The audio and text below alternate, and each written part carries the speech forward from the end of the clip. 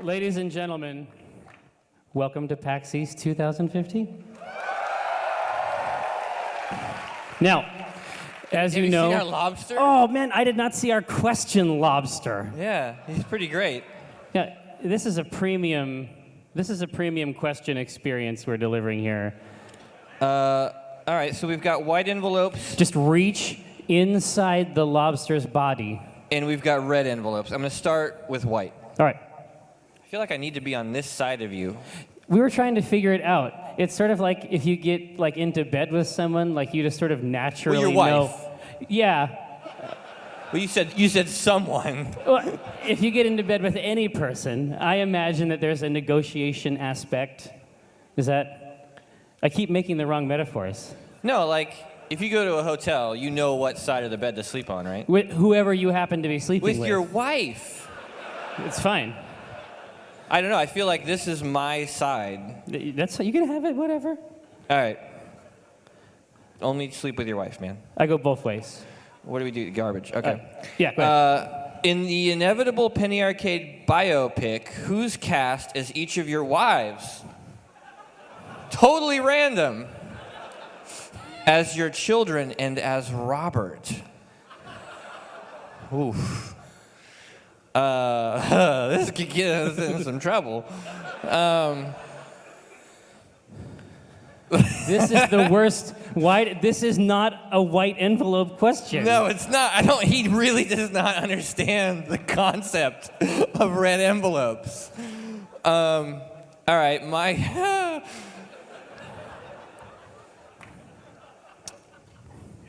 it's a trap. It is a trap. Thank you, sir. Well, let's start off with our children. Yes. Macaulay Culkin, is he still a kid? Yeah. I don't know. I don't know a lot of child actors. The same stature, I'm sure. Robert. Who's the guy that was in Godzilla? The lizard? That's just Godzilla. Godzilla, I guess. Yeah. You like that one? Okay, good. I'm trying to please you, man. I'm not even going to do the wife one. I mean, it's not... There's no good answer for that. No, there is a good answer. I'll tell you what it is. What is it? Brenna has a degree in theater. Oh, there you go. She can play herself. Safe. Well played, sir. All right, well, here's another delicious white envelope. What could possibly go wrong? I'm sure there won't be any marriage-obliterating information in this here.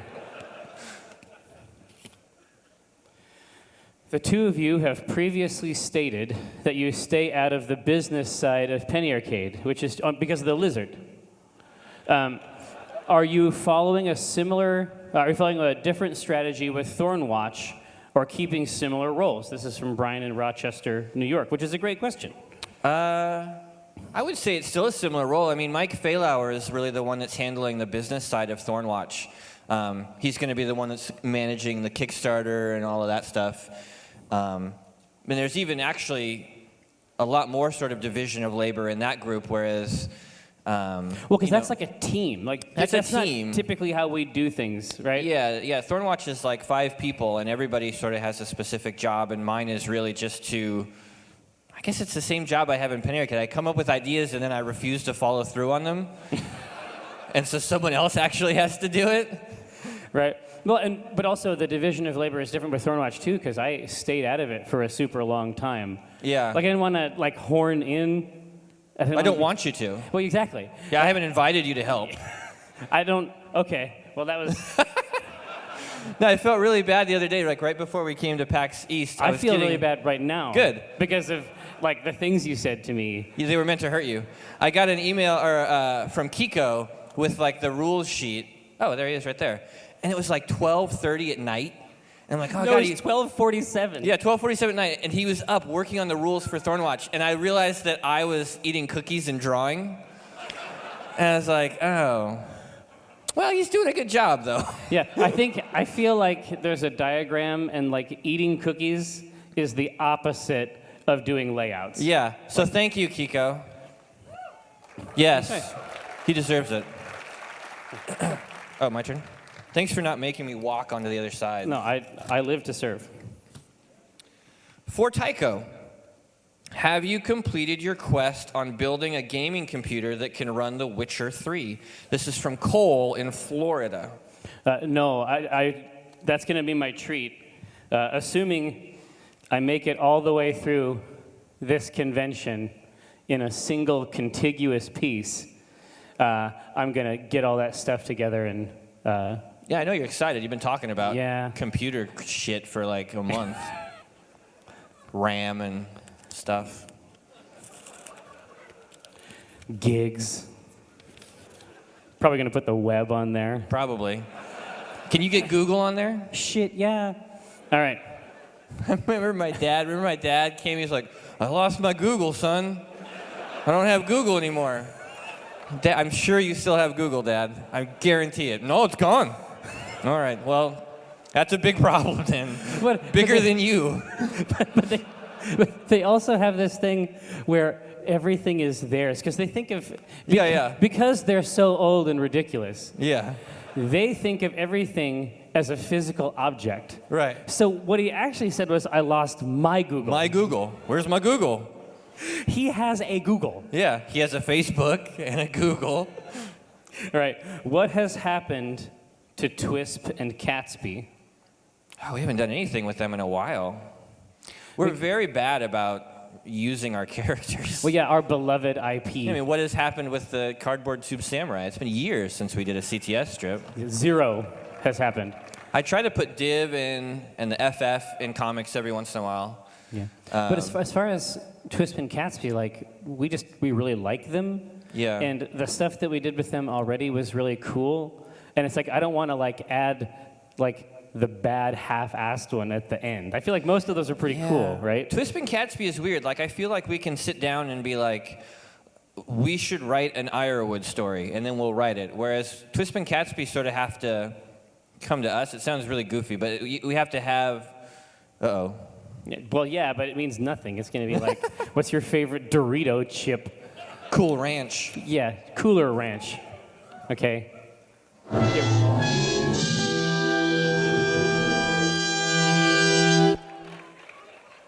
Nice.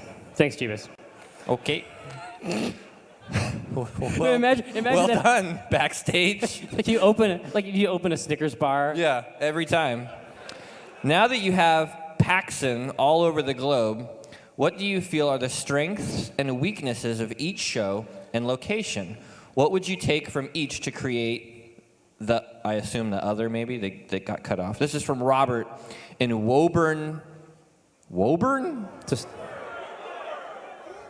When you all speak, I can't understand you.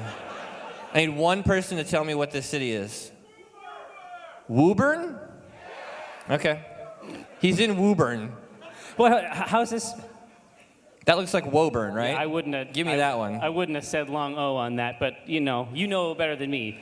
Let's see. I think that actually, we just came from South, and I have to say, like, the Riverwalk down there by the convention center was pretty amazing. Like, Well, that venue is incredible. Well, it's like right? Yeah. Now it's like a Pokemon thing. Like, so it's like each of the PAXs has like stats. Yeah, they each have something I love. Like in Australia, I love being in Australia. Like, that is just a cool place to be. I love their convention center. Yeah. So what from Australia, you get Melbourne. You get Melbourne. which they call Melbourne, Melbourne.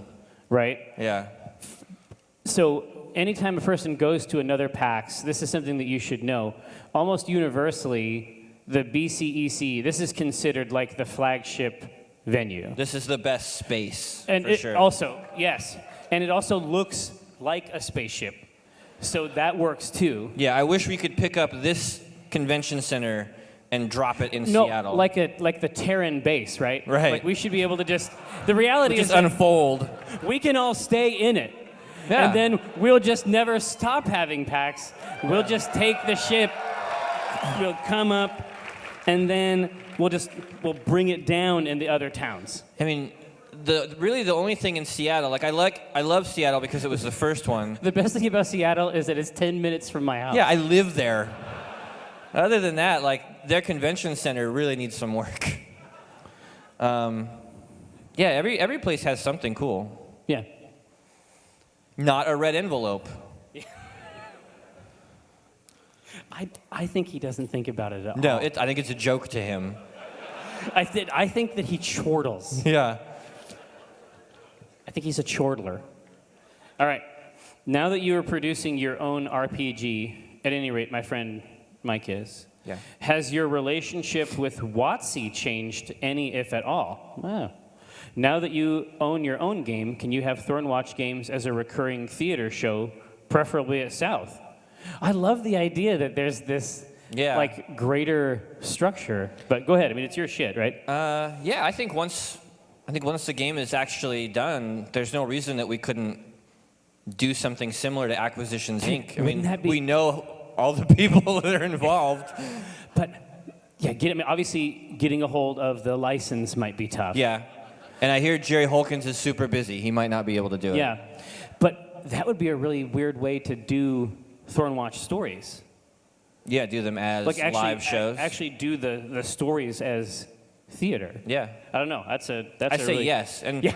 it hasn't changed the relationship with WotC at all. I'm pretty sure that Wizards of the Coast is not worried about my my card game. But that's sweet of you to think. Yeah. You can just see they're just around like this onyx Yeah. altar of a desk. They've got. What are we going to do about this Thornwatch? Like the fingers are steepled like this. There's a guy with a gun. I can handle it. Yeah. It doesn't need to be removed from the equation. Yeah. Has PATV affected your experience with PAX and how you interact with attendees? And has it made it better for people to approach you in chat? This is from Josh in West Chicago. I think it's Chicago. No, it's just Chicago. I'm not that bad reading. How would PATV affect our experience at PAX? I know what they mean, right? I don't know. Because one of the things about the show, right, is that they see us interact, and then because we're simians, right, we gain familiarity with that person.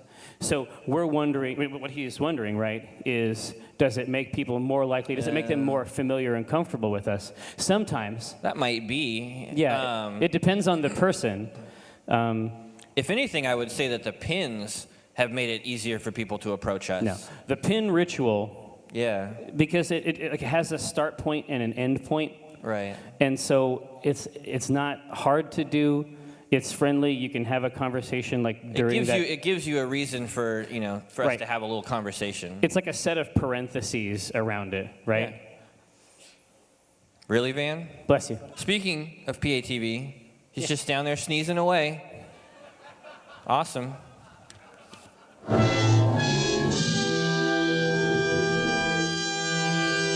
Every time, I guess. I guess it's an every time thing. Oh, geez. Oh, is this really a red one? It might be. Okay. You know, and I'm ready. what's great is that Dylan Rippey actually included a pronunciation note, Oh, nice. right? Are you? Hi, are you right there? What's up, dude? You gave us a red envelope question. Yeah. No, It's it's okay. okay. We're gonna get through this together. Could you please talk to us about the darkest period of your depression? Really, man? All right.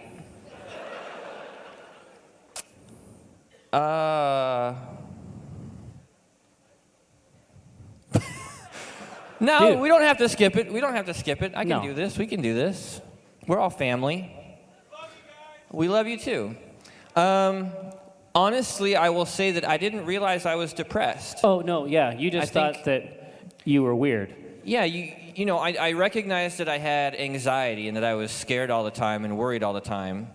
But as a single human being, you don't have access to other people's thoughts. You don't have a reference point. And so there's no reason to think that everyone isn't always scared and sad. You know what I mean? There's no reason, like the idea that people are just happy all the time was ridiculous to me. Or they were just happy. Or that they were just, not angry, Not even all the time. not scared. Right? And so my wife's 30th birthday was coming up, And I wanted to do something special. I decided that I wanted to take her to Paris. We'd never been outside the country before, really, except Canada, but that doesn't count. That's like upstairs America, is all it is. And so we'd actually just recently come back from a trip to New York where I had had probably one of the worst panic attacks of my life, and it was a pretty horrible trip. Like, I remember we had gone to Grand Central Station because we were supposed to take a bus back to New Jersey. Oh. And it was like midnight, and there were rats everywhere, and we had missed the bus, and so we were just down there like alone. God, it was scary. And so I thought, God, if I can't even do New York, how am I going to do a foreign country? Like, that's just not possible. And so I decided at that point, like, all right, well, I'm going to go get medication for anxiety, for being worried and scared. And it wasn't until I had been on medication for probably, I don't know, maybe 2 months, that I realized I'd also been really depressed. You know, like when that cloud sort of lifted, I was able to see it from a different perspective. And I was like, wow, I was really fucking depressed all the time. But when you're depressed like that, it seems like the most rational approach. Yeah. It actually, because it's like, oh, well, this happened, and that's why I'm so depressed. Yeah. Right? You can connect everything to some reason why you feel that way. And, you know, even once you get on medication, you still have those triggers. Like, I can still recognize when something happens to me that should or would have affected me negatively, but I can sort of compartmentalize it, right? Sure. I can look at it and be like, oh, you're trying to fuck with me. I'm not going to let you. You know, like, I have that option now. But yeah, there were quite a few years there where I was just a real fucking mess. But better living through modern chemistry is what I say. Yeah.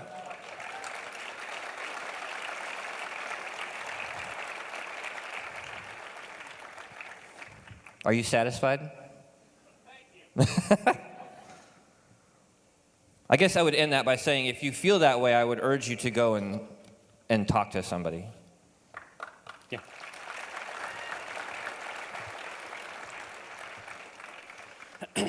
Has a job involving playing/reviewing/making comics on video games in any way stunted your personal desire to play video games as a means of relaxation and fun? That's a good question. Bickens in Cambridge. I think it's Cambridge. I think. I don't know. When I look at that spelling, phonetically, Sure. it's Cambridge. So, That sounds like a cheese. yeah, delicious. So, I think that it very well could, if we hadn't, like, I mean, 1,000 years ago when we started the site, I mean, we considered, like, should we do a comic every day? Right. Right? And we said decided, no. we said absolutely not. Sounds like work. Let's avoid that. Yeah. Right? And instead, let's just like leave nonsense holes where any other website on earth would put content. Yeah. Right? And so I think that if we had sort of set ourselves up to do a kind of content death march, I think that there's every possibility that we wouldn't enjoy it. But Yeah. we made those spaces, and it's so great because those spaces are where things like the Lookouts or Automata or Sand, like the space, like the Slack space in that week, that's where all allowed for everything else. That's right. That's where all the really interesting stuff that will probably outlive Penny Arcade, I hope so, yeah. right? I also think the fact that we don't, when the question says, you know, you review games, we really don't review games. Well, yeah, we're not assigned games, and Yeah, I think that's no one important. ever comes into our office and like puts a game down on our desk and says, by Thursday you have to have beaten this. Like, Well, like like with a cigar. or yeah, something. like, we play whatever games we want for as long as we want, and then we just shit on them or talk about how much we like them. Like, Yeah. it's not a job in the traditional sense at all. No, what but we've if- sort of carved out for ourselves. But also, there's so many opportunities to be surprised. Like stuff that you don't expect. Like, I mean, they're not wrong. It is technically speaking our job to keep track of video games as an industry and as an art form. Sure. But somehow we completely missed Helldivers. Yeah, I played a ton of Helldivers last night. I brought my Vita out of storage because of Helldivers. Yeah.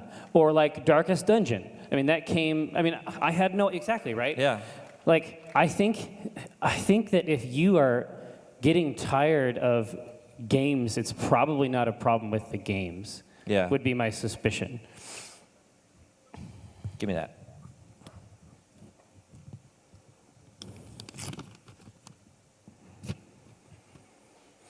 I just noticed that our clock is not moving. So I guess we still have 40 minutes. Well, so the clock hasn't moved, so we're going to be here forever. This is PAX. Well, at least until the lobster runs out, I suppose.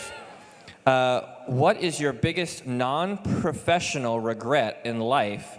Maybe a red envelope, Robert. For example, not learning piano, etc. Bum bum. This is from Bickens, also in Cambridge.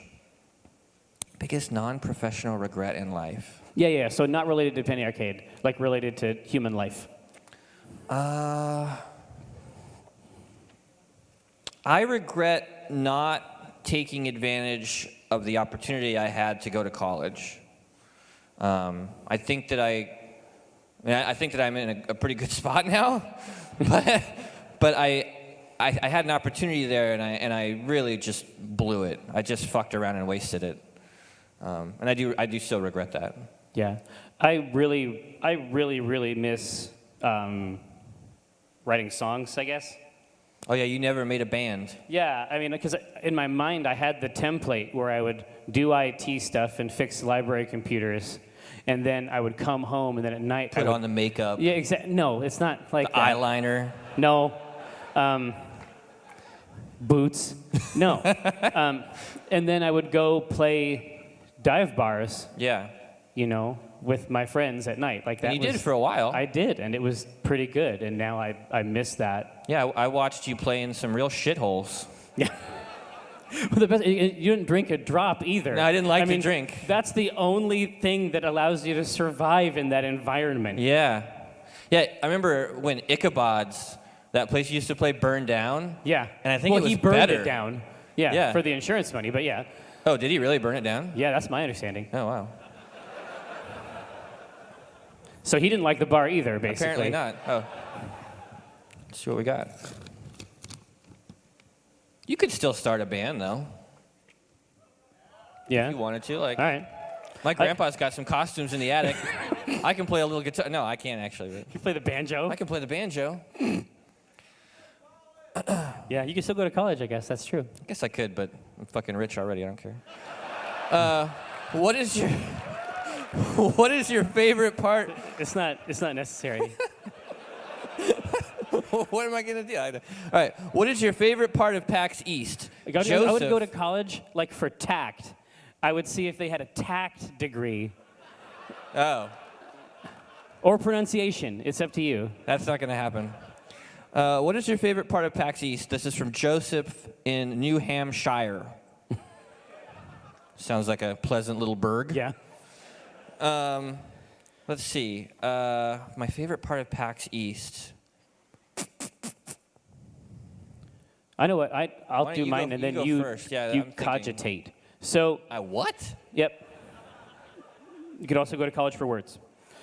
So, the way, my favorite thing about PAX, and that's not just PAX East, but PAX in general, is that so we sort of made the context, like again, so parentheses, we made the sort of space, but then there are so many tiny conventions that occur inside PAX.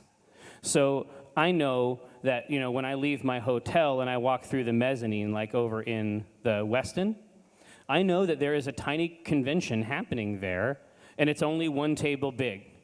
You know, this crew hasn't seen each other for a while. They come to PAX, and that's their PAX, is playing board games with their friends. Like the PAX community board game night. Right. The night before, that's not us. PAX Pokemon League. Not us. That's not us. Cookie Brigade. That's not us, right? That is everyone sort of building a convention here, And that's my favorite thing about it, about the whole thing. Like, Yeah. we've already pushed it off the dock. Like, people are using it their own way. I think mine, and it's a pretty recent thing, is the sort of lo-fi acquisitions Inc. I enjoy the big production that we do at Prime with the costumes and the lights and the mask. Yeah, the mask. But when we're here and we're just sitting around a table, it really feels like D&D. Yeah, it just feels like D&D. We're just friends around Chris's table, you know. I'm looking forward to that a lot, actually. Yeah. Yep. Sunday, 1:30.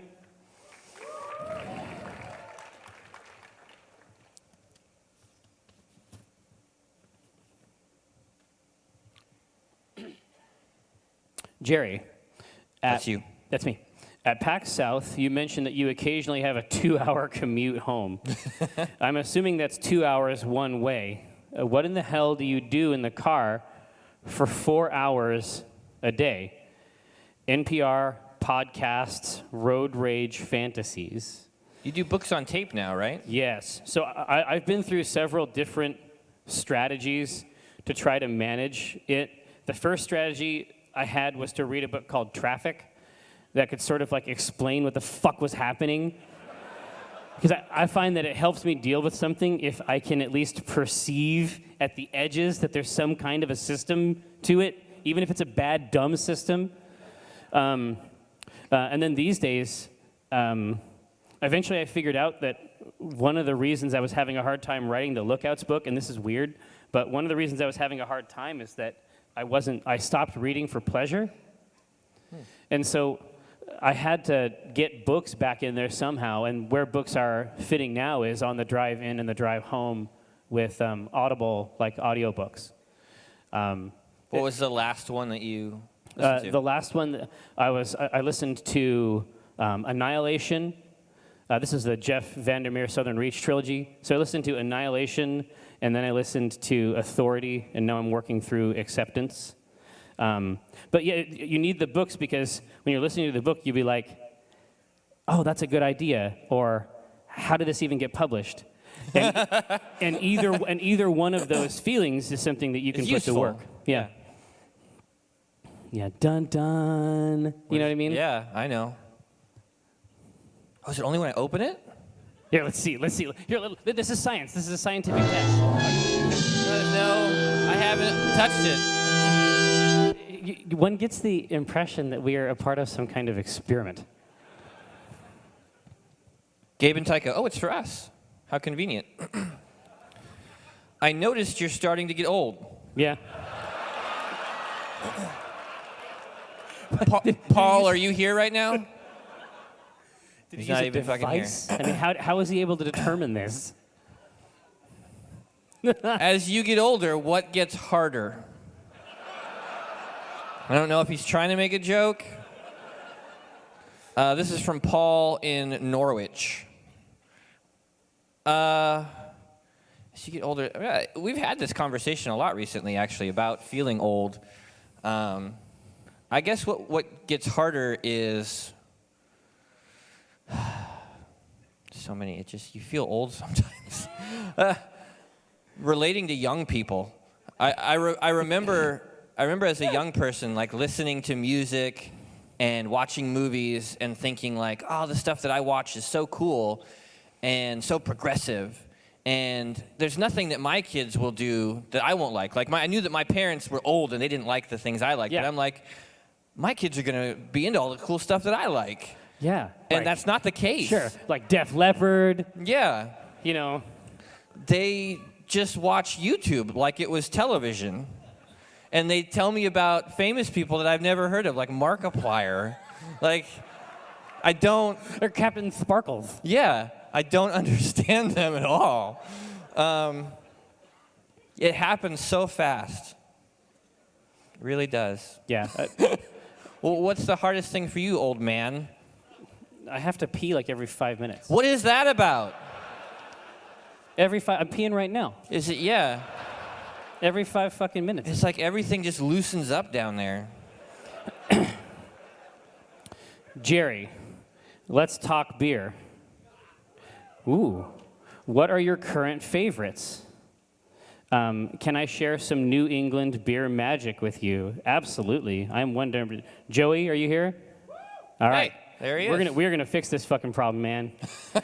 No, I had something last night. It was called Double Bag. It was an IPA. Yeah. So this is the thing. So the first few times I came here, I was going to all the wrong places. So if I go to a bar and I recognize every beer on the menu, I will leave it.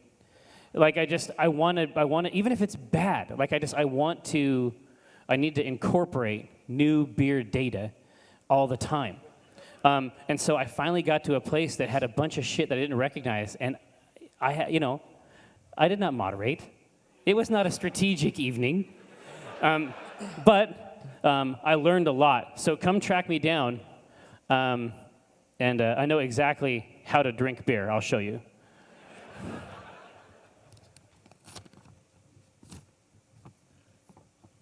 Who is the snorter? Hold on a second. Is that a real snort? The snorting intensifies. I've seen this GIF. Uh-oh. Now we've drawn attention to it. Oh no! She's just. Oh my gosh! Okay, look away. Look away. No. She's gonna snort herself inside out. Yeah. Here. It's cool. Are we sure that's not like a seizure? Is she okay? Okay. Oh my gosh. So we shouldn't ask her questions with the microphone. No, we shouldn't. All right. Okay. Which of the current Penny Arcade staff still have functional vas deferens? Deferences? Hold on, no. Deferences. Are you remixing this question in No, real time? I'm reading this 100% what is on this card. Were you concerned about your inability to repopulate the planet following the apocalypse? This is from Steve in New Zealand. Well, here, hang on a second. Keek, Dave, what's your dick like? All right, so it seems like things are going the right direction there. I think we're the only ones in the office who got the snip. Yeah. Which was really a horrible experience, actually. You just kind of trailed, like you didn't even entirely finish the sentence. Like, it was Like, because you went back there. You went back to the I snip, did. I went back to that the place. snip zone, right? Yeah, I'm there right now. It's dark. Well, it's like I use humor. This may surprise you. I use humor to like alleviate tense situations, and I was nonstop joke man for the entire procedure. Like The whole time, like I just went nuts. he's pulling out yards of vas deferens, and you're like, Yeah. See, it keeps See- happening. This was my experience Yeah. too. It's sometimes it's like, oh yeah, what do you want to know? Ha! Like I go away. Yeah, so my wife went, and she likes to watch all those like operation shows. Like she likes to watch all the gross stuff. She likes to watch like popping videos on YouTube. I don't know what that is. Ugh, it sounds gross. I don't watch that stuff. Oh, okay. She watched her own C-section. Like she asked, she's like, "Can I watch?" Okay, and you're like, that's sure. next level shit. Yeah, What? yeah. I tried to. I like. She's like, hey, what's going on down Yeah. there? Why don't you open it up? Well, they have like. So I was sitting there, like you be her. Come here. So like you're like imagine you're laying down. I'm like sitting next to you. They had like a screen here. So just like a bed. Like this. Yeah, you're laying down. Like we're laying. Yeah. They have a screen here. Yeah. And I'm looking here. I was gonna say I like the screen because that means I can't see what's happening. Right. down there. And she's like, "Can I watch?" And I'm like, "Sure." And they open a flap. And there's like a little window, and the reason it's a window is because all the blood coming up and splattering won't get in your face. And so I was It's like a windshield for your own yeah, abdominal blood. It is. I was like, I can watch this. This is my son being born. I can watch this. I have to watch this. And then you threw up into the opening. No, I saw the doctor reach in and pull out something that was not a baby and set it off to the side. What, like some artifact? Like Like an idol? yeah, like, well, that's going to have to go back in after, I guess. And I was like, nope, done. I'm checking out. And the anesthesiologist guy, like, he puts his hand on my shoulder and he's like, son, are you all right? And I go, yeah, I'm fine. He goes, do you need anything? I'm like, nope, just not going to look. But she was like, I'll watch it, because she watched that. So she's like, she wants to sit down there, but like the catcher, I guess, and watch the procedure. And as soon as he started pulling it out, she went, "Oh my God," and turned away. She couldn't watch it. Yeah, okay. So there is a fucking threshold. There is a threshold. Yeah.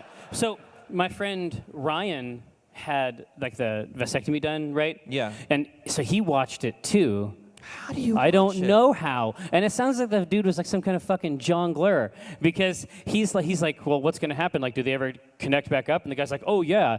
And then he starts to pantomime using the shorn ends of his vas deferens to have a conversation between the two ends. That's not okay. Like, think there's I don't something- think they teach you that No. at like vas deferens school. There's something seriously wrong with the fucking doctors that do this procedure because I went in there and so I put the gown on and I'm on the bed and he comes in and he's got a nurse with him. Hold on, no, I just went there. Yeah, he's got a nurse with him and he's like, all right, we're gonna get started. Go ahead and lay down. And so I laid down. No, and roll over. That's it. And then he exposes the area. His area? No, my area. Okay, I didn't know how this story was going to go. It's just out there, and the nurse is still in the room, and so Oh, I'm like, see, yeah, and I so don't I'm know like, what's going oh, on she with must that. be going to be like a part of the procedure, but she wasn't. She was just like getting his tools ready. He wasn't even interacting with it at all. He just like opened it up, and then she's like, do you have everything you He's need? kind of like, Well, he wasn't even touching it. Oh. It was nothing happening. Like, I can understand if I was at least getting an HJ or something, but he was just, like, talking to her, and she goes, do you have everything you need? And he's like, yeah, I'm good. And she left. Like, there was no reason that my dick had to be out for her while she was walking around in there. Like, and I was not in a state of mind where I could, like, where you can give it my best. No, where you can advocate for yourself. Yeah, there was no, like, I didn't have any time to prepare. I was not in the right frame of mind to, like, how you can get yourself in a position where you know you're going to be seen, and you're like, yeah, all right. Well, Take a look at what I got. No, exactly. It's like it's a matter of presentation. It's like plating at a nice It is restaurant. plating. And at this point, I'm sure you experienced the same thing. Like, if it could have retracted into my body, it would have. Well, yeah, it reacts, and then like the safety lights come on, and then a door slowly closes. Yes. Right? Yeah. Well, what an alarm klaxon sounds. Thank you very much. Thank you. Good night. No. God, that was horrible. So that ceased to be a Q&A there, and then it was just a conversation we were having About our dicks. So.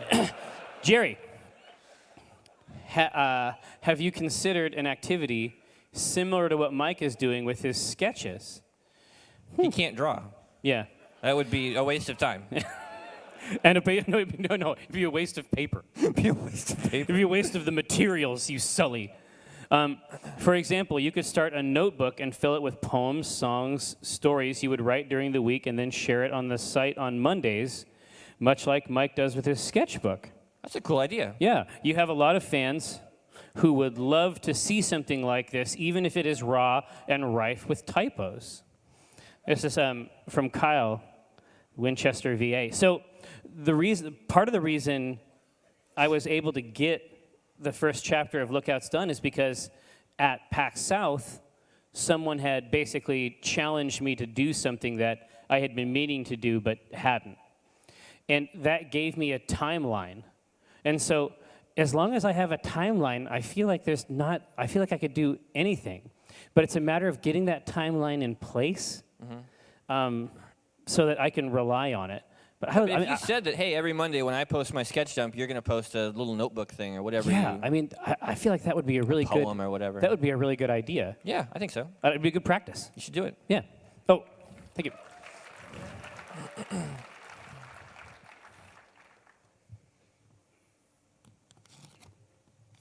It was a long one.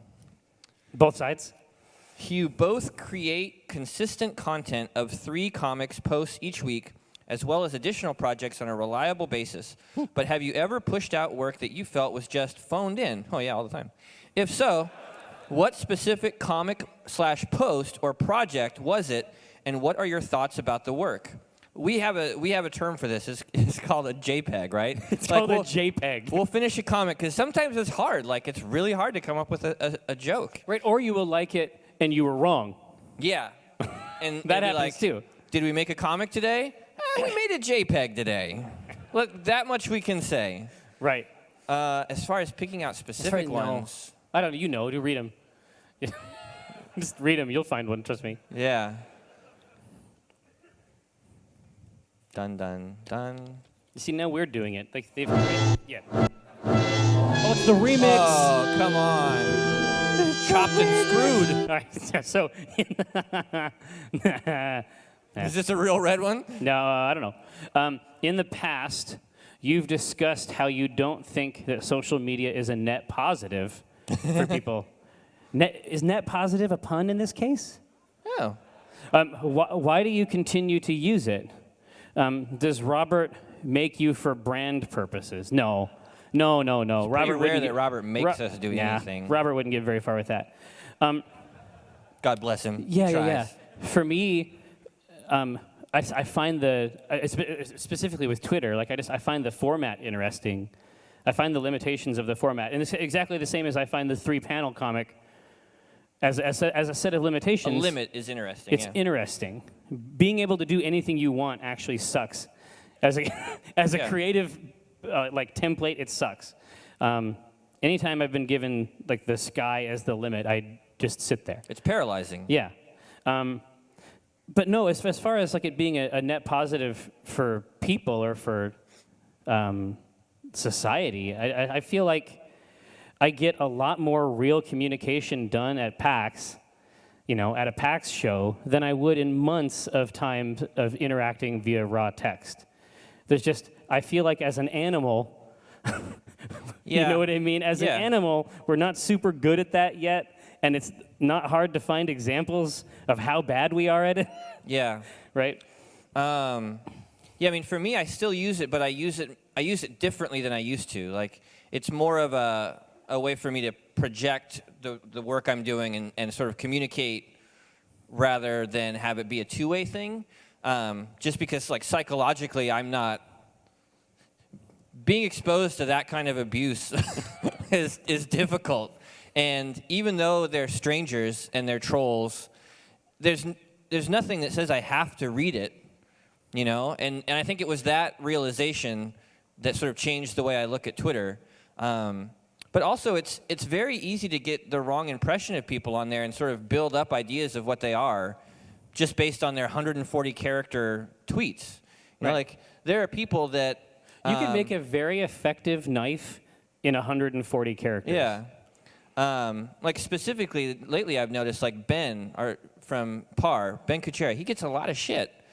And I don't agree with everything Ben does, but, like, he and his wife have hung out with my wife and I. Like, he's a good guy, and he loves video games, and I know him beyond his Twitter and his articles, right? Right. And so when you see people like, oh, this guy's such an asshole, he's a monster. Like, he's not a monster, right? He loves his kids. Like, he's a great guy. Yeah. I think that's tricky with Twitter. Yeah. Are you impressed? This is basically a question for you because it's about your baby, not your actual baby. What? No. Listen, you'll understand. Are you impressed by the scope of acceptance that Penny Arcade has received? Any thoughts on the gaming industry outside of Penny Arcade's embrace of pins, specifically Blizzard Entertainment and Capcom, who are making their own lines?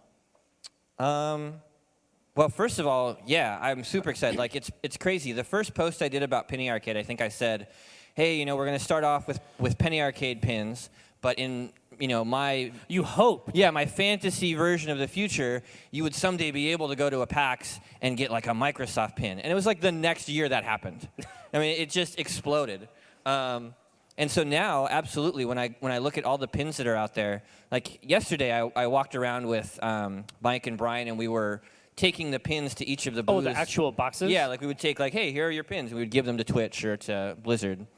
And I opened the box to see what the pins were inside, and it was the gold Overwatch pin. And I was like, oh my God, I could just reach in and take it right now. But I didn't. But that's it. Like, you made the thing up. I made it up, but you still have dragon I'm still sickness. hooked on it, yeah. You still want to make a trove. I still do. Yeah, seeing companies like Blizzard and, I mean, being a part of it is awesome. As far as them making their own pins, that's fine too. I mean, I think that there's certainly a bonus to being sort of tied into the Penny Arcade economy, like the trading economy. Yeah. And I guess Blizzard does too, because they also do Penny Arcade pins. So what's your favorite pin? Oh, my favorite pin? For me, it's super easy. But I'm curious what you think. That's actually really hard for me. the best pin, in my opinion, is Ellie from Last of Us, the Naughty Dog pin. Really? It's incredible. It's a good pin. But also, that's when we learned how to do the silk screening, like to print on top of the pin. Yeah. So it has some cool techniques. But you like Hannah, right? I like Hannah, but I think my favorite one is actually the D&D anniversary pin, the ampersand. Oh, that's a hot one. I love that The pin. Tiamat is Yeah, also really Tiamat's good. good too. Yeah, no, I the only one we don't have yet. So like our white whale is Nintendo. Like that's our joke on the pin team internally. Like someday we'll have Pokemon pins, and then we will retire. We'll be done. Just drop a pin. Yeah. I'm out. When will you release another book of strips?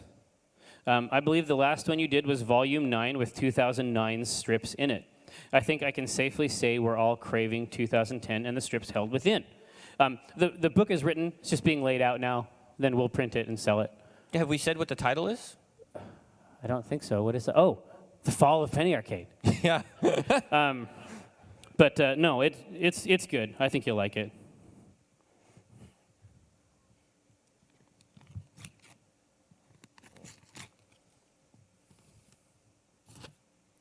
Do either of you ever play video games with fans? This is from Greenie in New York City.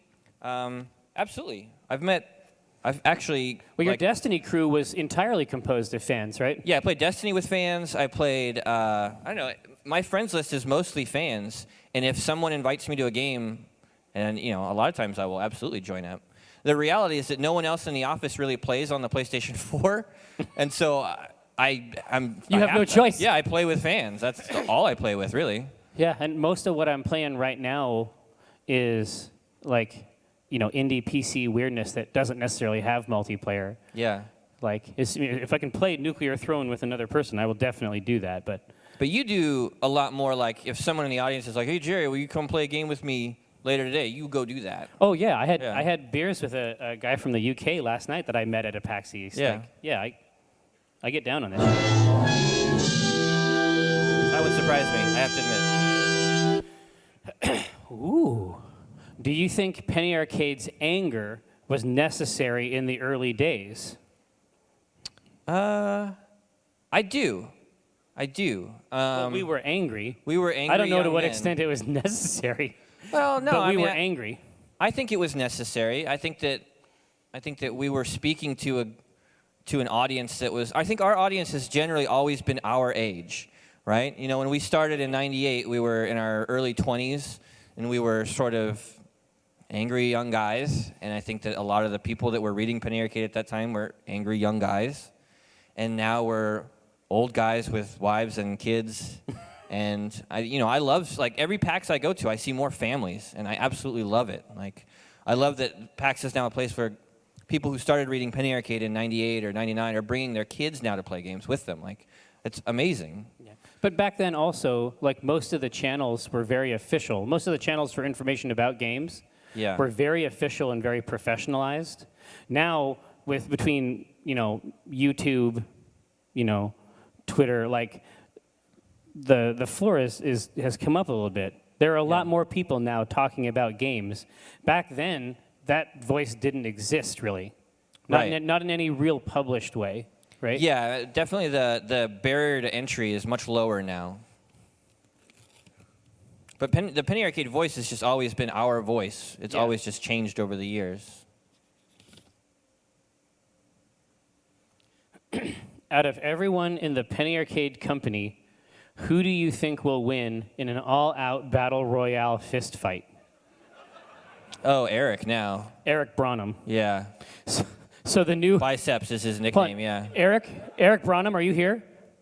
Come here. Come on up here. Come on. I'm going to parade you around up here. Like a little pony. So you will know, here's the stairs over here. You will know very quickly why. Well, Eric, hold on a second.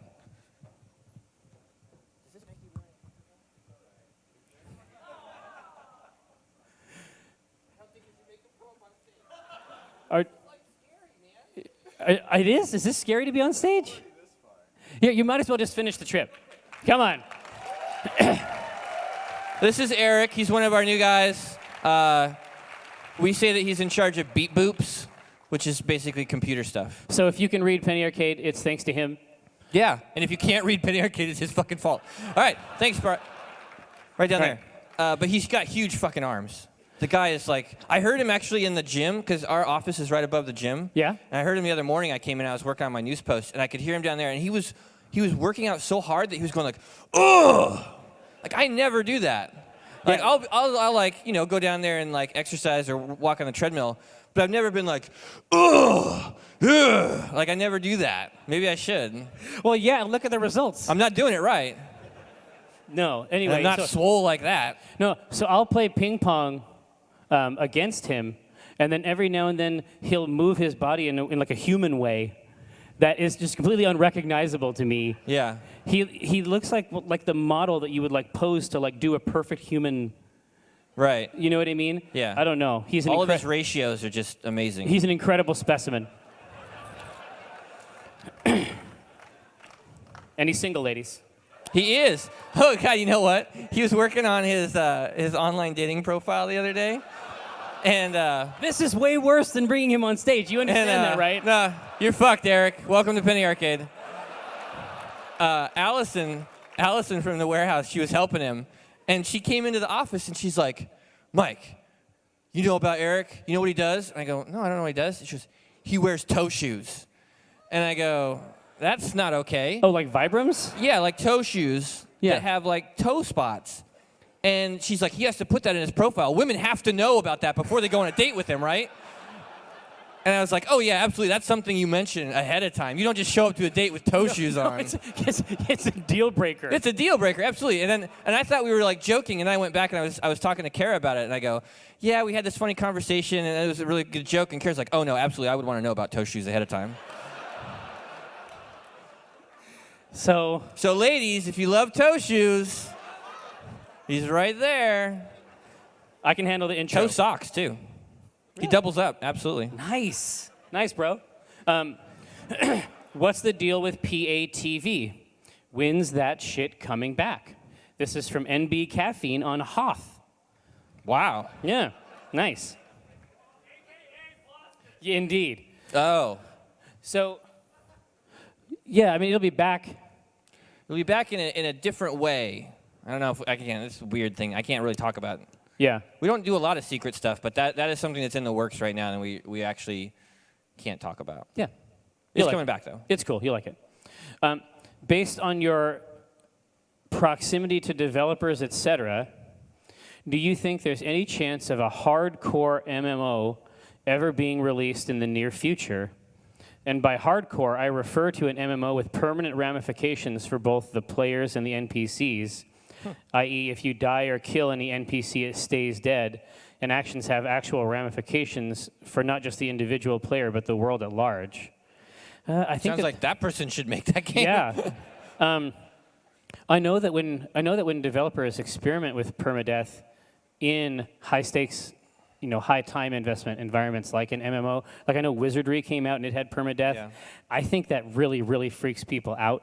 Right. In order for an MMO has to have a big player base to pay for just the nature of that beast. Yeah, they and have so to cater to these such a large concessions, yeah, audience. I mean, there's hardcore on a spectrum, but you have to make concessions just to keep the lights on and some of that shit. I remember when we first started playing the Final Fantasy MMO. Do you remember that? Oh yeah. And you got to level 6? I got to level 6 and I got killed by that fucking That rabbit. We found the worst rabbit. Yeah, it was some kind of rabbit god. And it killed me, which was, it happens. But then I lost a level and I turned it off. I never logged back in. Right? So you know how in Final Fantasy there's like a sound, like a little tune that plays when you gain a level? Yeah. Final Fantasy Online, like the other one, had another sound for when you lose one. And it is the worst sound. You can't steal my time like that. I mean, and I know that I'm more of a casual player in that regard, but like I can't do that. Yeah, Monster Hunter actually has a lot, like for me, it has a lot of MMO grind type stuff in it. Yeah. And for me, that's been satisfying. Because it has a crazy challenge too. And since they're just selling it on a cart, it's okay. Hey, what do you look like in a nice suit and tie? Space Fluffer Boston.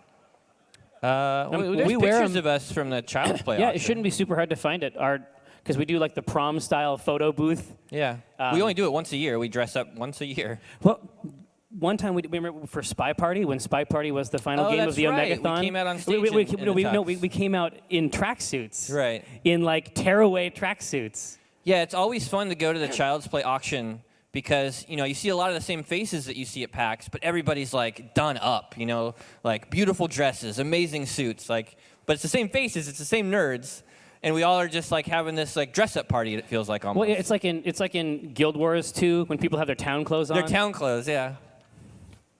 Hey, you read the last one, give me that. Oh, sure. Here. It was a red. Yeah. It was a red envelope.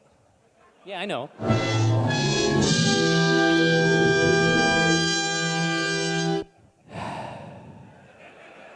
Jerry, it's for you.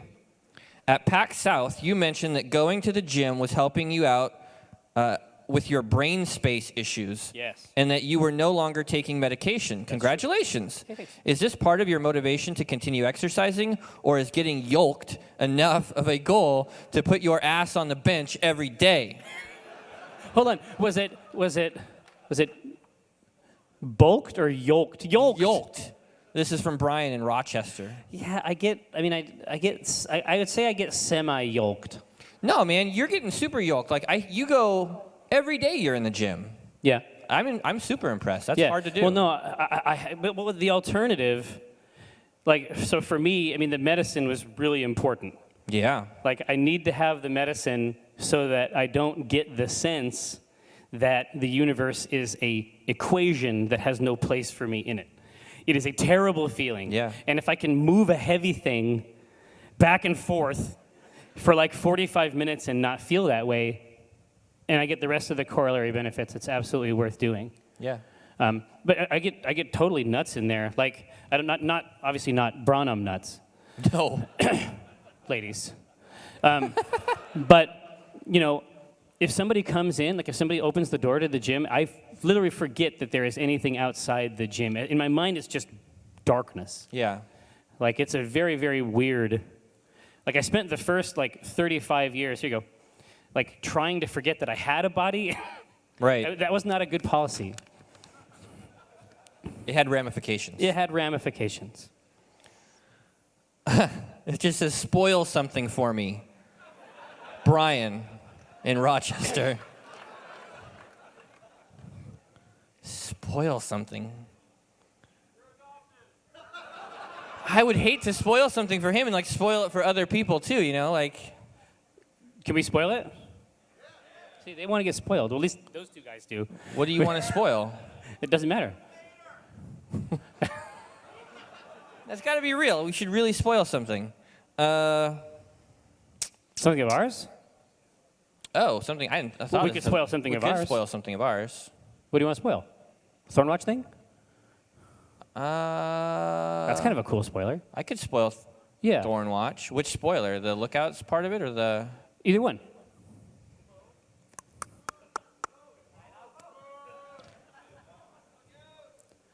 You gotta do it. Kiko, should I spoil the Lookouts thing? Should I spoil the Thornwatch thing, though? Yeah, well, it's in the playtest, right? Members of the Thornwatch are ghosts. They're already dead. Whoa! What the fuck?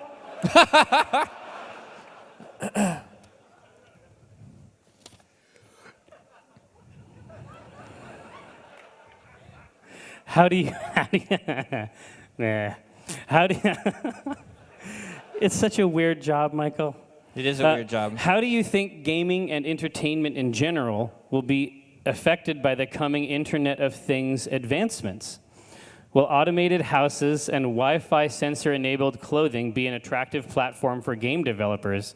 I think that automated houses will be an attractive platform for fucking trolls. That's what I think automated houses will be. Yeah. I mean, that shit's going to be turnkey. It's going to be script kiddie shit. There's not going to be hack. It'll just be it'll be called haunter.exe. Yeah. And it will find somebody's house, and you'll just be routing shit through their sure. audio. It's the like, lights will be going like this. Somebody got control of your Twitter account. That's horrible. Now they have control of your house. You know, it's like it's coming from inside the house. Literally. And we know that that's the scariest scenario. Yeah. Well, gaming and entertainment in general, as far as the Internet of Things, like the idea that It's all hooked up. well, yeah, it's all hooked up, or that objects have digital identities. I mean, that's just Skylanders and Sure. Amiibos, and you're just going to keep on seeing that. I mean, after Skylanders, I was like, well, who else would even try that? Well, every other fucking person is doing it. Yeah. And, you know, for the most part, I think it's working pretty good. But fuck automated houses. That seems like the worst idea. I think we have time maybe for a couple more as well. Yeah, we got it. I was so good at opening the envelopes at first, and now it's like I don't understand them anymore. Would you consider working with Stern or another pinball manufacturer to create a Penny Arcade pinball machine? Yes. Is that? Oh, See my- where he's from. Does he work at a pinball company? I would know. He just wants to buy one. Well, He that's wants to buy one and useless. have it shipped to Australia in the drop of a heartbeat, which I think is a mixed metaphor. I don't think you can have a drop of a heartbeat. I think that you can have the drop of a hat or in a heartbeat. Sorry. Maybe it's an Australian thing. Okay, I went away. Yeah, maybe in Australia they drop heartbeats. Anyway, that's from Scuda. Yeah, I mean, the reality is that there's very few things that we don't want to do. Like, do you want to make a pinball game? Yeah, absolutely. I remember I would love to do a Lookouts Telltale game. Like, if they would come to us, you know, like, that would be awesome. Oh, like, yeah. there's very few things where if, like, a cool company came to us and said, hey, we like what you do, can we make something with it? Where we would say no. No. While they were doing their, because I thought can we thank the Telltale guys thank for their them. presentation? I like that kind of stuff. I like the gaming history type presentation. Yeah. But I was thinking of a game where it's the same situation, but you start out playing it from the Lookout's perspective. Then you see how a daughter interacts with that same thing. Yeah. Then the Thornwatch, and then finally the Ironwood So itself. it's one story, but from all Right? different angles. Right? You got it. All right. It'll never happen. Yeah. Well, they're here, right? I'll fucking find them. Oh, really? Oh, are Oh. they seriously still here? Yeah. Oh my God, they are. This is super embarrassing. Holy shit. That is the worst. God. Never mind. All right. I don't feel The like Storytime people never stay. Oh my God. the Storytime people get on planes and leave because they are important and Yeah. special. Hey, Well, anyway. Great job. Great job. Big fan. Whew. Why is Okay, that was in there the whole time. It's like talking about like a girl that you like, and then she's like right behind you the whole time. She's so pretty, and her hair smells so good. Why is Robert incapable of properly sorting red envelope questions from white envelope questions? Is he an unfeeling robot?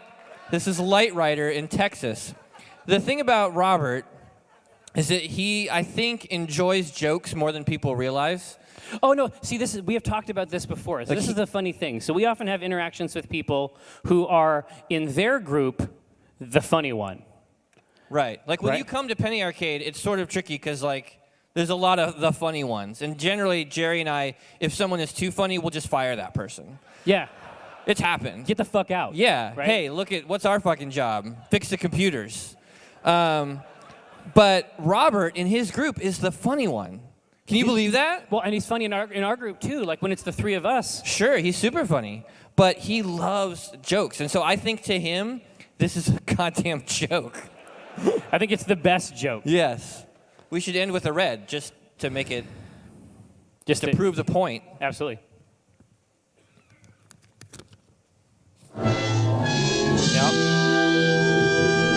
Yep. I know a lot of people ask about the difficulty of raising kids while playing games and not exposing them to inappropriate content, but my question is a more selfish nature.